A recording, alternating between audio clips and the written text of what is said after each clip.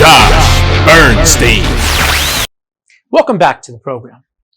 You know, when we think of great conservative radio talk show hosts, we always think of Rush Limbaugh and Paul Harvey and, of course, Sean Hannity.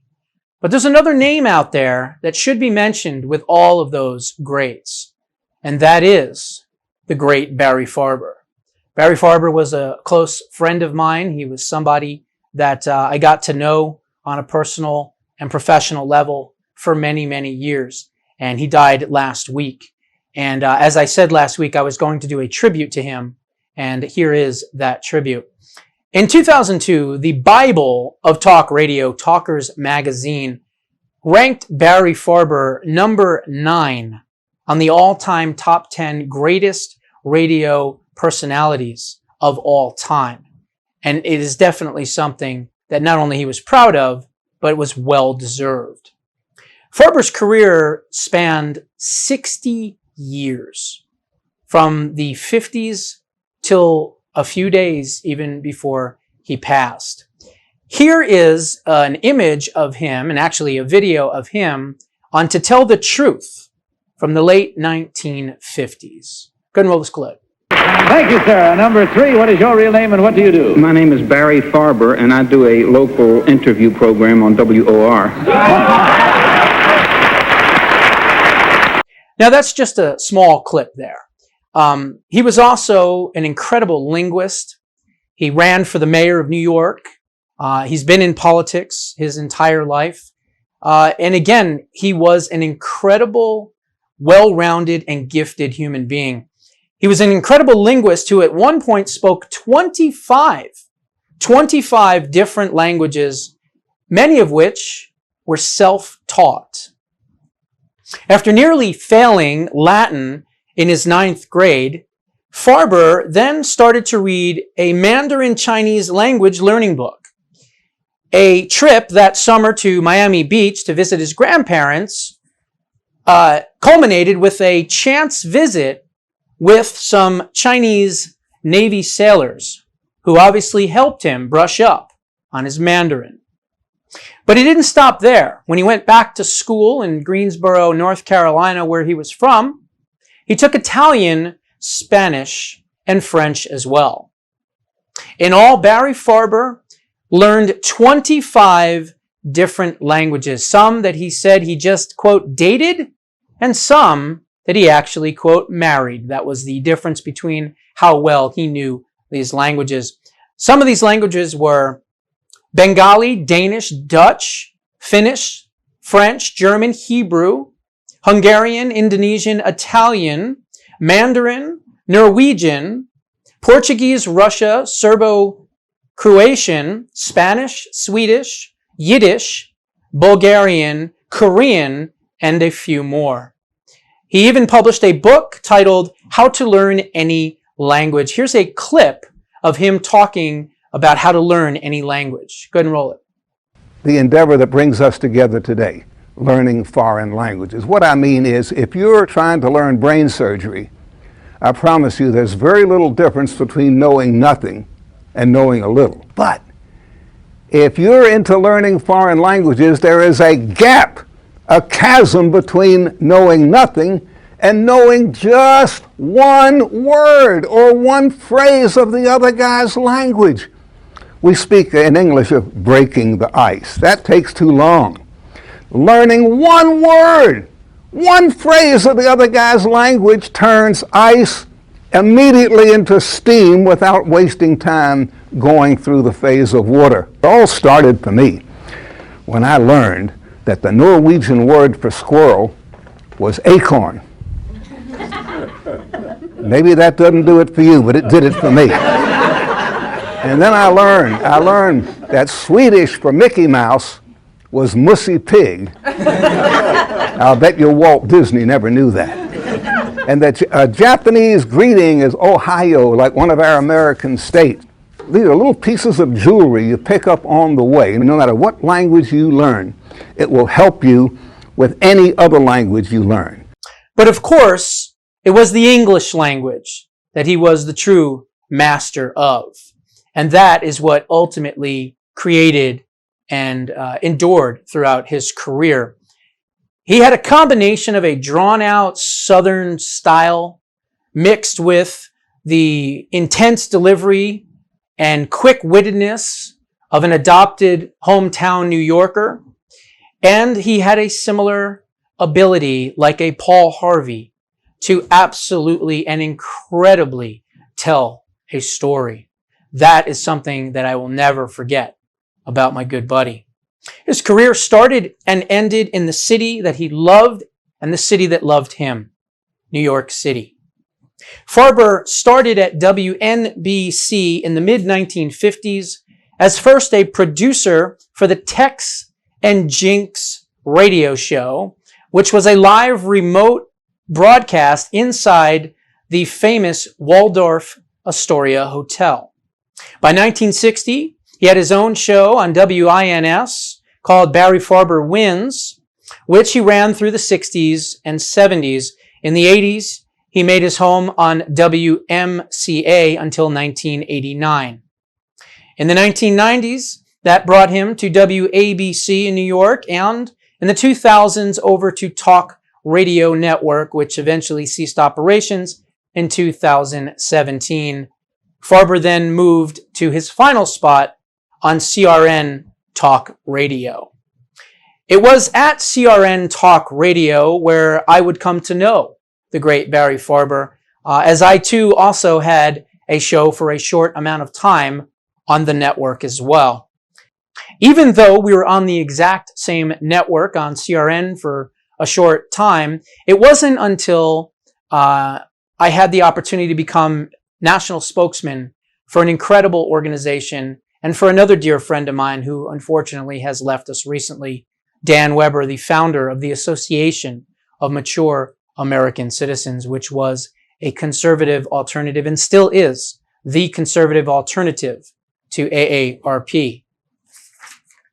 To this day, I still do radio and television interviews on behalf of the amazing organization of AMAC.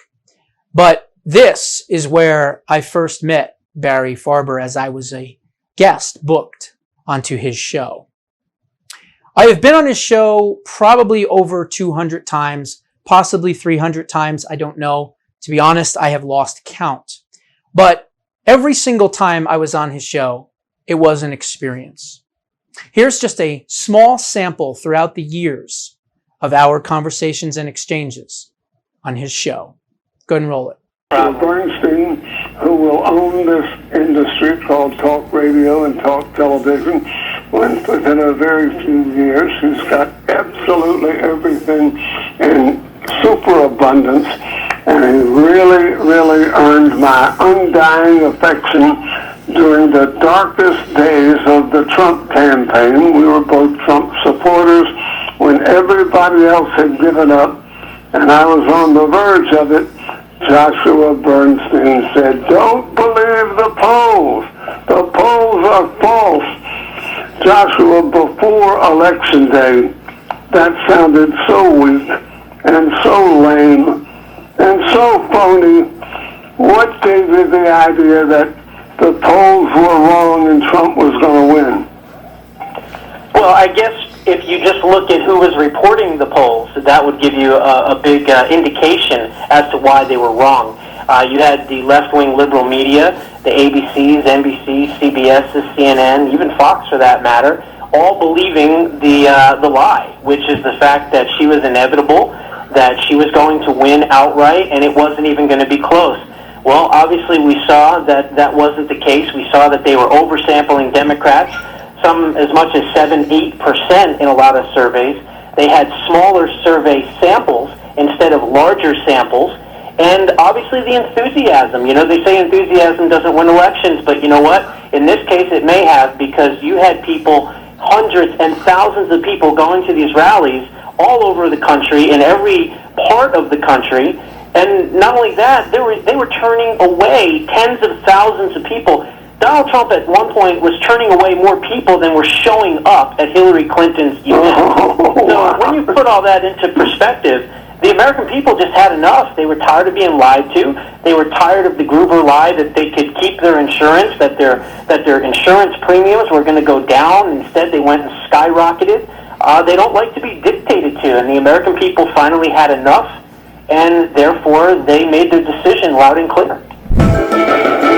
Josh Bernstein on our newsmaker line right now, a superstar of talk radio and television at a very young age. I predict he will one day own us all, and believe me, the industry will at that point be in good hands.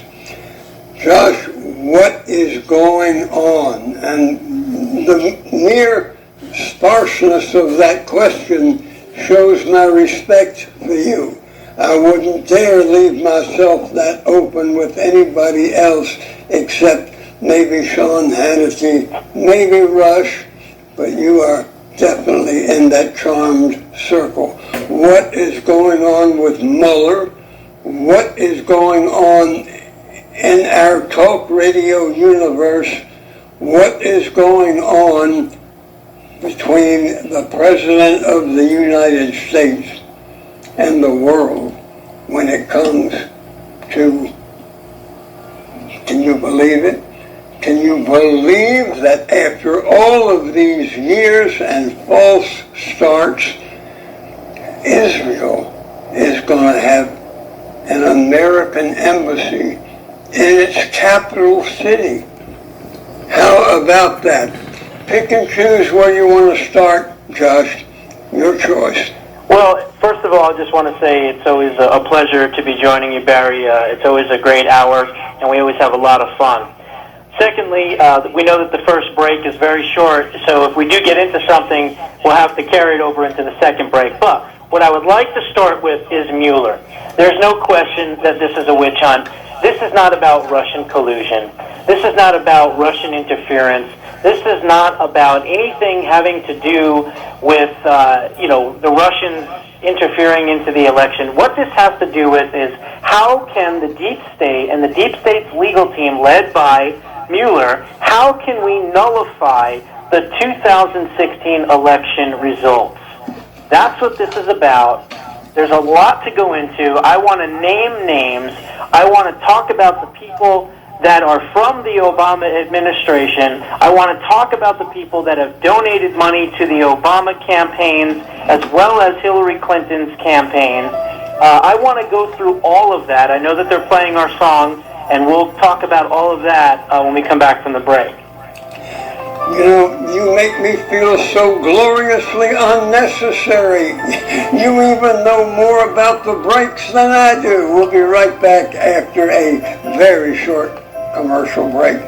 I'm Barry Farber, Josh Bernstein on our newsmaker line. As many interpretations of what's going on in Washington as there used to be dream interpreters who interpreted the dreams of kings in ancient Jerusalem. If you like President Trump, you're going to love the interpretation of Joshua Bernstein. Joshua, the Supreme Court has said now it's okay to bet on football. I wish they would pass a law saying you could bet on talk hosts. I'd put all my chips on you, pal. You are going to own this industry one day, the talk broadcasting industry, radio and TV. And you know something? You're going to get it not through charm, not through wise guy glibness. You're going to get it the old, honest way. Hard work, homework, diligence, briefing and over-briefing yourself on every single thing you talk about on the air. You're going to win a lot of respect for this business we love. Tell me your interpretation of what's really going on. I've heard it, and I support the president, and I like your interpretation. Tell us all. Well, my interpretation is this, that the Russian witch hunt and the witches on the witch hunt are finally being exposed. We know that out of the 16 prosecutors that Mueller hired, 13 of them are Democrats. 11 of those actually donated big sums of money to Hillary Clinton's campaign. 3 of them are registered as independents or unaffiliated. There is absolutely not one Republican on the witch hunting team. That's number one. Number two, these judges are now going against Mueller. They understand that he has gone over the scope of what this investigation was supposed to entail. And I believe that the IG report and the Inspector General Michael Horowitz's report that I was banking was going to come out this Friday. I figured Friday afternoon, Memorial Day weekend, gets lost in the shuffle of the news. Nobody gets a chance to see it. This is typical of Washington when they don't want you to read about really bad news. Now, with the extension of this and the president directing the Department of Justice and Rod Rosenstein and Jeff Sessions to now look into spying in the campaign of 2016 when he was a candidate, now I'm not so sure you're going to see this being released this Friday. I think you're looking clear into June and possibly even into July now. Good thing I don't bet. Sometimes on the Super Bowl, never on politics. I would have lost a pile by betting that Joe Biden would not be the front runner after last night's debate. Josh Bernstein, I would have lost that money, wouldn't I? Well, we'll have to see. So far, it seems as though he's been holding steady. A couple of the others that were in the lower ranks have come up.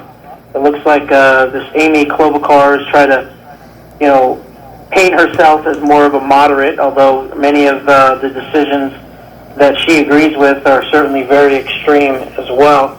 Policies is what I meant. So we'll see what happens. Elizabeth Warren and Bernie Sanders are still neck and neck, pretty much for second.